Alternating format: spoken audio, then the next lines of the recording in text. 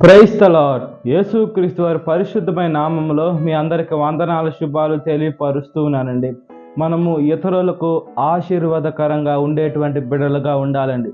మనము దేవుని వాక్యం చూసుకున్నప్పుడు అబ్రహాము లోతు గారికి ఆశీర్వాదకరంగా ఉన్నారు కాబట్టి అబ్రహాం గారు ద్వారానే లోతు కుటుంబం రక్షింపబడింది. అయితే లోతు భార్య వెనకాల తిరిగి ఉప్పు స్తంభం అయిపోయింది. ఆమె చెప్పిన మాట వినలేదు. చెప్పిన మాట వినకుంటే మనం పాపంలో పడిపోతాము. నోవాహు గారి ద్వారానే అతని కుమారులందరూ రక్షింపబడ్డారు. నోవాహు గారు యేసయ్యని నమ్మారు కాబట్టే అప్పుడు నీతిగా ఎంచబడింది. అతని కుమారులు మొదట్లో మారకపోయిన చివరిలో మారి అతని కుటుంబము రక్షింపబడింది. అదేవిధంగా మనం చూసుకున్నప్పుడు మోషే గారు ఇశ్రాయేలుకు ఆశీర్వాదకరంగా ఉన్నారు. మోషే గారు చెప్పిన మాట వల్ల వినకున్నా కూడా మోషే గారు తనను తాను తగ్గించుకొని ఐగుప్తులో ఉండేటువంటి వారిని పాలు తేనె ప్రవహించేటువంటి కనాను దేశంకు అతని ద్వారా చేర్చారు. వాళ్ళకి ఆశీర్వాదకరంగా మోషే గారు ఉన్నారండి.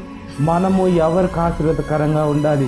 ఇతరుల్ని మనం బాధ పెట్టేటువంటి బిడ్డలుగా, ఇతరులను మనం దుఃఖ పెట్టేటువంటి బిడ్డలుగా మనం ఉన్నా మనకు ప్రయోజనం ఉండదు. కానీ ఇతరులకి మనం ఆశీర్వాదకరంగా ఉండేటువంటి బిడ్డలుగా ఉండాలి.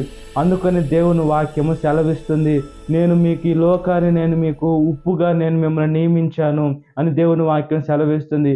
ఉప్పు అంటే ఈ లోకంలో మనం రుచిగా ఉండాలి. మనం ఇతరుల కోసం ప్రార్థన చేసే బిడ్డలుగా ఉండాలి. కాబట్టి మనము యేసుక్రీస్తు వారి పక్షాన ఉండి ఇతరులకు ఆశీర్వాదకరంగా ఉండినట్లుగా ప్రార్థన.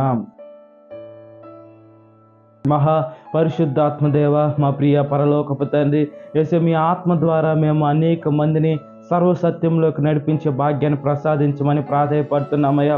మమ్మల్ని మేము తగ్గించుకొని యేసు మీ ఆత్మ ద్వారానయ్యా సర్వలోకానికి వెళ్ళి సర్వ సృష్టికి సువార్తను ప్రకటించే భాగ్యాన్ని ప్రసాదించండి. ఇతరులకు ఆశీర్వాదకరంగా ఈ లోకంలో మమ్మల్ని మేము నలగొట్టుకునే భాగ్యాన్ని ప్రసాదించండి అయ్యా. మీ ఆత్మ కలిగి జీవించే భాగ్యాన్ని ప్రసాదించండి. ఈ లోకంలో సమస్త వ్యర్థమని దావీదు మహారాజు సొలొమోను మహారాజు గారు చెప్పారు. సమస్తం వ్యర్థమని దావీదు మహారాజు గారు కుమారుడు చెప్పారయ్యా.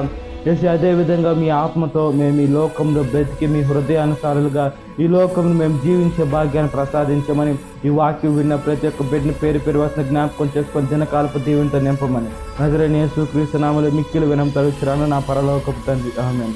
Praise the lord. God bless you. Have a great day.